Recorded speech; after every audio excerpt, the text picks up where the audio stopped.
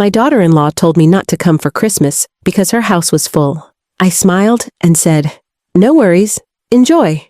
The next day, she walked into a mountain lodge with her family and froze. Right at the entrance was a big wooden sign that read, "Welcome, Eleanor. Paid in full." She thought I was out, but I owned the holiday. Before I tell you what happened, make sure you subscribe and comment where you're watching from. My name is Eleanor Gray. I'm 60 years old, a widow, and Christmas has always been my favorite holiday. For as long as I can remember, I've poured my heart into it. I decorated early, baked pies, and kept traditions alive because family was everything to me. When my husband Richard was alive, we always made Christmas magical. After he passed, I tried to keep those traditions going for my son Michael and his family. I thought it was my way of keeping us close, of making sure the holidays still felt warm and connected. But over the years, things began to change. My daughter-in-law, Vanessa, started to take over holiday planning. She was 32, polished, and always concerned with how things looked. She liked to host in her own style, fancy dinners, picture-perfect decorations, and carefully staged family photos for social media. Michael would say, "Mom, Vanessa just likes to do things her way. Don't take it personally." I tried to listen, but every year my role felt smaller. I went from being the one who hosted to the one waiting for an invitation. This year, I was excited again. I decorated my tree with ornaments my grandchildren had made. I set aside gifts for everyone and even baked cookies I knew the kids loved. Then Vanessa called. Her tone was clipped, almost rehearsed. She said, "Eleanor, the house is full this year. We're already hosting friends, so there's really no room for you." Her words stung. My heart dropped, but I didn't want her to hear the hurt in my voice. I replied softly, "No worries. Enjoy." I hung up the phone and sat in my quiet living room, staring at the tree I had decorated for children who wouldn't be coming. I told myself I'd spend Christmas alone, but deep down, I knew this wasn't just about a holiday. It was about being pushed out of my own family. After I hung up the phone with Vanessa, I sat in my living room surrounded by Christmas lights that suddenly felt dim. The tree stood tall in the corner, ornaments glistening, but it no longer brought me joy. I had baked gingerbread cookies, expecting to pack them for Michael and the kids, but now the sweet smell in the kitchen only reminded me that they wouldn't be coming. My heart felt heavy, and for the first time in many years, I dreaded Christmas. I tried to reason with, maybe Vanessa really did have a full house. Maybe she was overwhelmed and just couldn't handle more guests. But the more I thought about it, the more it hurt. I wasn't a stranger or a neighbor dropping by uninvited. I was their mother, their grandmother. I was family. Being told the house is full felt like being erased. That evening, my son Michael called. His voice was cheerful, but I could hear the hesitation. "Hey Mom, I know Vanessa called earlier. I just wanted to say, it's nothing personal. Things are just crowded this year." I swallowed hard, forcing my voice steady. "Of course, Michael. I understand. Don't worry about me." But inside, I was breaking. Michael sounded relieved, almost as if he expected me to fight or beg. It hurt to realize he thought I would quietly accept being left out. After we hung up, I sat by the window, watching the snow fall, and whispered, "Richard, I wish you were here. You'd know what to do." The next day, my best friend Clara came by. She's the kind of friend who can read my face the moment she walks in. She took one look at me, noticed the untouched cookies on the counter, and asked, "What happened?"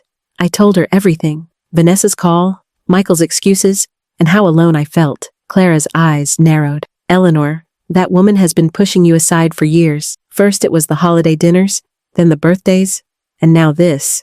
And you just sit here and take it. Why?" Tears welled in my eyes. "Because I don't want to cause trouble for Michael. He's caught in the middle. I don't want to be the reason they fight." Clara leaned closer. "Listen to me. You've given everything to your family. You've been there through thick and thin, and now they're acting like you're disposable. You deserve better. Don't let her steal your Christmas." Her words struck something deep inside me. I wanted to believe her, but the fear of being unwanted weighed heavier. "What can I even do, Clara? If they don't want me there, I can't force my way in." Clara smirked, that mischievous spark in her eyes. "No, you can't force your way in, but you can choose to create your own joy. Why spend Christmas here, staring at a tree alone, when you could make it special for yourself?" That idea lingered with me. Still, part of me hesitated. Christmas was always about family. How could I celebrate without them? But then, something unexpected happened. Later that evening, while scrolling online, I saw a photo Vanessa had posted. It was her smiling in front of a beautiful mountain lodge with the caption, "Can't wait for the perfect Christmas getaway with the family." My stomach dropped. It wasn't about her house being full. They weren't even staying home. They were spending Christmas at a luxury lodge, celebrating without me. Clara, who was sitting beside me, saw the photo too. She crossed her arms. "So that's the truth. She didn't just uninvite you, Eleanor. She lied. She never planned on including you." I felt my face flush, not just with sadness, but with anger. For years, I had let little slights slide by. Vanessa, correcting me in front of the children, cutting me out of family photos, taking credit for traditions I had started. But this was different. This was Christmas. This was my family. And she had made it clear she didn't want me there. Clara grabbed my hand. "You don't have to let her win. Do something for yourself. Do something bold. If she wants you out of the picture, show her you don't need her permission to celebrate." I stayed quiet, but my mind began to turn. Maybe Clara was right. Maybe it was time I stopped sitting quietly while my place in the family faded. For the first time, instead of accepting Vanessa's dismissal, I felt a spark of determination. That night, I couldn't sleep. I kept replaying the image of that mountain lodge in my head. The snowy peaks, the glowing lights, the warmth inside. A thought began to form. What if I wasn't left behind this year? What if I went where the joy was, not where I was tolerated? The thought scared me, but it also excited me. For the first time since Richard passed, I considered doing something just for myself, something that might remind my children, and especially Vanessa, that I wasn't going to be erased so easily. And as I drifted off to sleep, one thing was clear. I wasn't going to spend this Christmas alone. The morning after I saw Vanessa's photo of the mountain lodge, I woke up with my mind still racing. The idea that my own daughter-in-law had lied to me, that she had told me the house was full while secretly planning a luxury holiday getaway, wasn't something I could shake off. For years, I had let her small dismissals pass. I told myself it was easier to stay quiet than to stir conflict. But this time, something in me shifted. I walked into the kitchen, poured a cup of coffee, and sat at the table staring at the snow falling outside. My home looked beautiful, decorated for Christmas just as Richard and I used to do. The lights twinkled, the wreath hung proudly on the door, and the stockings were lined up on the mantel. But instead of filling me with joy, it made me feel empty. All of this effort, all of this love, and my family wasn't even coming. That's when Clara came over. She had been checking on me every day since Vanessa's call, and she found me sitting there with that faraway look. She set her gloves down on the counter and said, "All right, what's going on in that head of yours? You look like you're planning a mission." I laughed a little, shaking my head. "Maybe I am. I keep thinking about that lodge Vanessa posted. She told me her house was too full, but really, she just didn't want me there. She wanted her perfect Christmas without me." Clara raised an eyebrow. "So what are you going to do about it?" Her words hung in the air. For once, instead of saying nothing or, "I'll just stay home," I surprised both of us. I said, "I think I'm going to the lodge." Clara broke into a grin. "Now that's the Eleanor I've been waiting to see." The more I thought about it, the more the plan made sense. Why should I sit home alone, feeling sorry for myself, when I could make my own Christmas? And if fate happened to place me in the same lodge as my son and grandchildren, well, maybe that was how it was meant to be. That afternoon, Clara and I sat side by side at my computer, looking up the lodge online. The photos showed snowy peaks, cozy fireplaces, and cabins that looked straight out of a Christmas card. I felt a flutter in my chest, something I hadn't felt in years. Excitement. Clara clicked on the booking page. "All right, they still have openings. Do you want me to do this, or are you brave enough to hit that button yourself?" I smiled and pressed the keys myself, choosing a beautiful suite that overlooked the mountains. I paid in full, just like Vanessa had bragged about. And when the confirmation came through, my heart leapt. For the first time in weeks, I felt in control again. But I didn't stop there. I had an idea that made Clara laugh out loud when I told her. "When we check in, I want a welcome sign. Something simple, festive, and impossible to miss. I want it to say, 'Welcome, Eleanor Gray.'" Clara clapped her hands together. Oh, Eleanor, you're brilliant. She'll choke on her peppermint latte when she sees that. The plan was no longer just about spending Christmas differently. It was about reclaiming my dignity. I wasn't going to argue with Vanessa or plead with Michael. I wasn't going to demand inclusion. Instead, I would create my own joy and let the truth reveal itself naturally. The days leading up to Christmas felt different. Instead of sulking, I was busy packing warm sweaters, cozy socks, and the gifts I had bought for my grandchildren. Clara helped me bake cookies to take along, and she insisted we bring a few decorations to make the suite feel even homier. If you're going to do this, you're going to do it right, she said, hanging a tiny wreath on my suitcase as a joke. On Christmas Eve morning, Claire and I loaded up the car and drove through snowy roads to the mountains. The world outside was blanketed in white, and the air grew colder as we climbed higher. My heart beat faster with every mile. Part of me was nervous. What if this caused more trouble? But a bigger part of me felt strong. This wasn't about drama. This was about showing that I belonged, whether Vanessa liked it or not. When we finally pulled up to the lodge, it was breathtaking. Pines covered in snow surrounded the wooden cabins, and warm golden light spilled from the windows. Families bustled in and out, carrying presents and laughing. It was everything Christmas should be. At the front desk, the receptionist greeted me with a smile. Welcome to Mountain Pine Lodge, Mrs. Gray. We've got your suite ready. Oh, and we set up the welcome sign just as you requested. She pointed toward the lobby, and there it was. A wooden sign with red ribbons and painted letters that read, Welcome, Eleanor Gray. My chest swelled with pride. This was my moment. Clara squeezed my hand and whispered, You've just taken back your Christmas.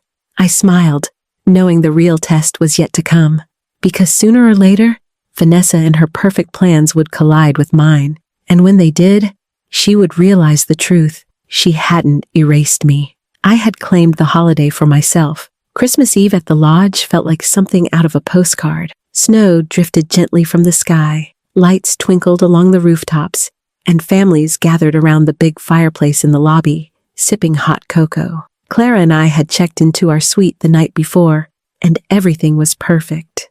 The little wreath she insisted on packing hung on our door, and the scent of pine filled the air. For the first time in years, I felt content, even excited. But deep down, I knew the real moment was coming, the moment Vanessa and Michael would arrive. Part of me was nervous. Would there be a scene? Would Vanessa glare at me in front of everyone? Or worse, would Michael be disappointed that I had shown up? But another part of me was calm. I hadn't forced my way into anyone's house. I hadn't begged or argued. I had simply made my own plans. And if fate placed us together, so be it.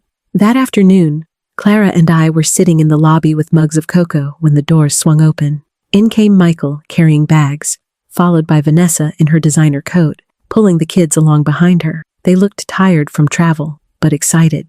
My heart leapt when I saw my grandchildren, their little faces lit up at the decorations, their voices bubbling with joy. Vanessa walked confidently toward the front desk.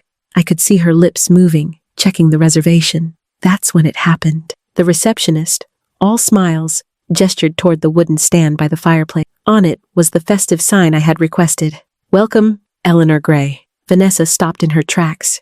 Her eyes locked on the sign, and I watched the color drain from her face. She blinked, then turned sharply to the receptionist. Excuse me, what is that? That can't be right. The receptionist, cheerful and unaware of the storm brewing, replied, Oh, it's correct. Mrs. Gray checked in yesterday. She has one of our best suites, paid in full. Michael looked confused.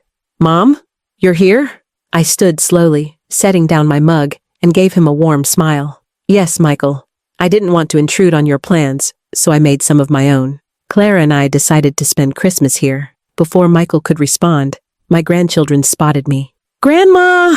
They shouted, running toward me with their arms wide open. I bent down, tears in my eyes, as they hugged me tightly. That single moment erased every doubt I had about coming. I was where I belonged, with my family. Vanessa stood frozen, her lips pressed into a thin line. She glanced between the sign, the receptionist, and me, as if trying to make sense of how her careful plan had slipped out of her control. Michael scratched his head, clearly embarrassed. Mom, I didn't know you'd be here. I smiled gently. I know, sweetheart, and that's all right. I'm not here to cause trouble. I just wanted to enjoy Christmas, same as you. Clara, never one to stay silent, added with a sly grin. Looks like Eleanor owned the holiday this year. The receptionist chuckled, not realizing the tension, and offered Vanessa her room keys. Vanessa snatched them quickly, muttering under her breath. The kids, however, didn't care about any of it. They were too busy pulling me toward the giant Christmas tree in the lobby, begging me to look at the ornaments with them. Michael watched quietly, his expression softening as he saw the joy on his children's faces.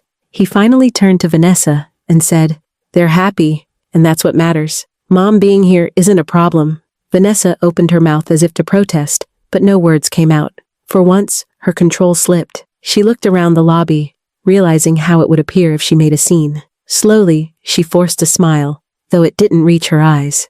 "Of course," she said flatly, "as long as everyone's happy." I didn't gloat. I didn't need to. The truth was plain for everyone to see. I hadn't argued my way into their holiday. I hadn't demanded a seat at their table. Instead, my grandchildren had run to me naturally, reminding everyone, including Vanessa, that love can't be pushed aside. That evening, we all ended up gathered in the lounge near the fireplace. The lodge had arranged carolers, and families joined in the singing. My grandchildren sat beside me, sipping cocoa, their heads resting on my shoulders. Michael sat across from us, his eyes full of regret but also relief. He finally leaned over and said quietly, "Mom, I'm sorry. I should have fought harder to make sure you were included." I touched his hand gently. "I know, Michael, but don't worry. We're together now. That's what counts." Vanessa stayed quiet most of the evening, but even she couldn't deny the warmth in the air. She might have tried to shut me out, but here I was, surrounded by love, laughter, and family. As the night ended, Clara whispered to me, "You see? You didn't just show up, Eleanor. You reminded them all of who you are, the heart of the family." I looked around the room, the tree lights reflecting in my grandchildren's eyes, and felt something I hadn't in a long time. Victory, not through revenge or anger, but through grace. Christmas was mine again, not because I took it, but because I chose to hold on to joy. That Christmas at the lodge became one I will never forget.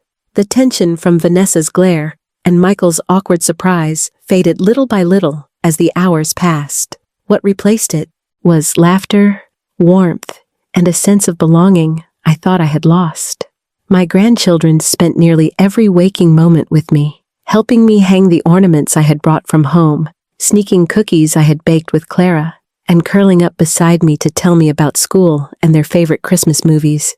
Sitting there with them, I realized something important. For weeks, I had worried that I was being erased from my own family, that Vanessa's control would push me so far out that I would disappear completely. But the truth was right in front of me. I didn't need Vanessa's permission to belong. My grandchildren's joy proved that. Michael's quiet glances toward me, full of guilt and recognition, proved that too. Family bonds aren't controlled by invitations or restrictions. They live in love, in shared memories, in the simple fact that I am their mother and grandmother. The morning of Christmas Day, the lodge hosted a big breakfast buffet. I walked into the dining hall with Clara, and there were my grandkids waving their arms, yelling, "Grandma, sit with us!" The other families in the room smiled as I joined them, and I noticed Vanessa's face tighten before she forced a smile. She couldn't stop it. She couldn't stop them from choosing me. Michael leaned over his coffee and said quietly, "Mom, thank you for coming. I know Vanessa tried to keep things her way, but having you here feels right. The kids wouldn't stop talking about you last night. I don't know what we were thinking." I looked at him, my heart swelling with love. "Michael, I don't blame you. I know you've been trying to keep peace in your marriage, but peace isn't real if it comes at the cost of family. You have to remember that." He nodded, and for the first time in a long time, I felt he truly understood.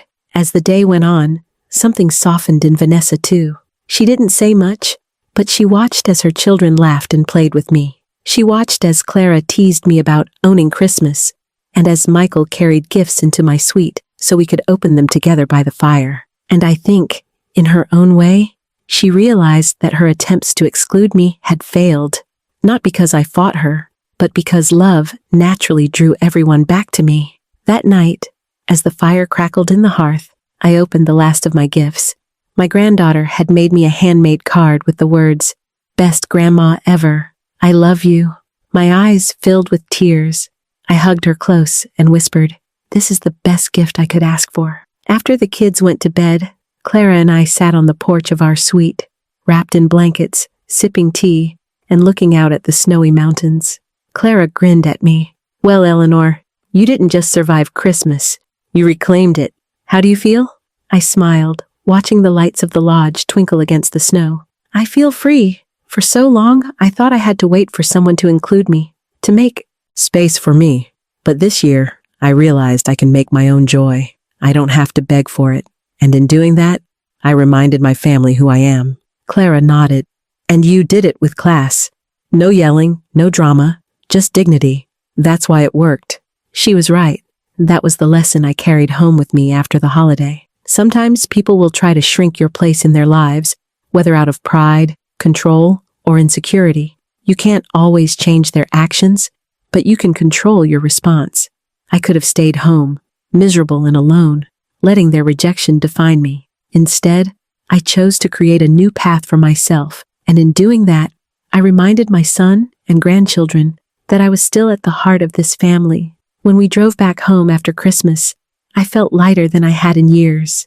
I unpacked my suitcase and placed the little wooden "Welcome Eleanor Gray" sign on my mantle. To anyone else, it was just a decoration, but to me, it was proof that I had taken back my holiday, my joy, and my place.